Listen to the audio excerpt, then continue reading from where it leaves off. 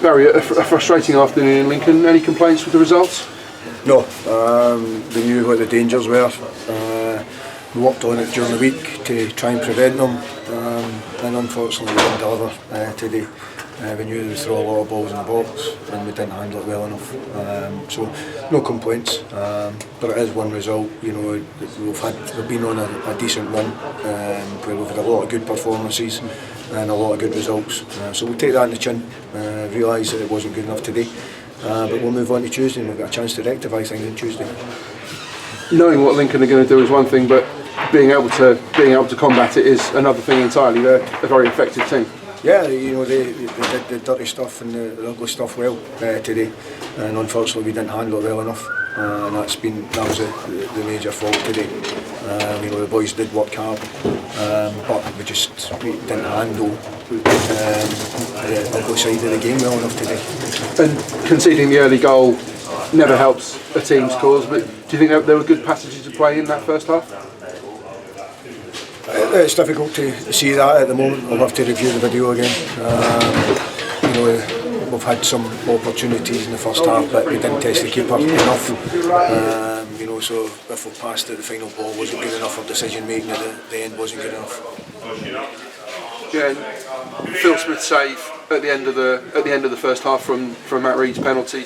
Do you think that was the feeling in the dressing room at half time that could be the catalyst to bring you back into the game? Well, it should have been, and we spoke about that at half time, and we should have pushed on at that point, but we never got out of the traps in the second half, and we lose another poor goal where we've not stopped a cross, we're not organised well enough, and that cost you at the end. But well, you say we didn't come out of the traps. My view was that before the second goal we'd started the second half well, but you can't legislate for an own goal like Joe Oster's. No,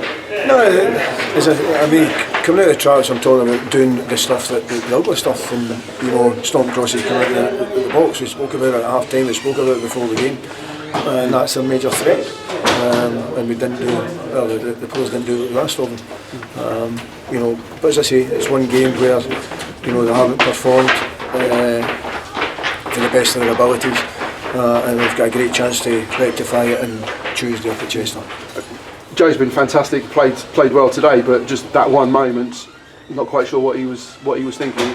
Phil seemed to be ready to pick the ball up, and then Joe appeared from nowhere. As I say, Joe's obviously it's an own goal. The thing that he's held his hands up, said he made a mistake, but as I said to you before, we're more concerned with the fact that the ball's come in the box. Where we should prevent the cross. Simple as that. And you made one change this afternoon. Charlie Walker's out. What's the nature of his injury? Charlie rolled his ankle on Thursday afternoon of training, and it looks as if he'll be out for a few games. Okay. So you're not expecting him to be back for Chester? No, he'll definitely not be back for Chester. But a long journey home and then a long journey back up to the northwest on Tuesday. Lots of miles, but in a way, is it a good thing to have a game so soon afterwards to get this out of the system? Yeah, it's a great chance to rectify this result. And I always say that the travelling's an excuse. That's weak. Unless you've got maybe 3 or 4 journeys all in a row. But it's 2 journeys within a few days. We should be able to handle it. We shouldn't be making that as an excuse.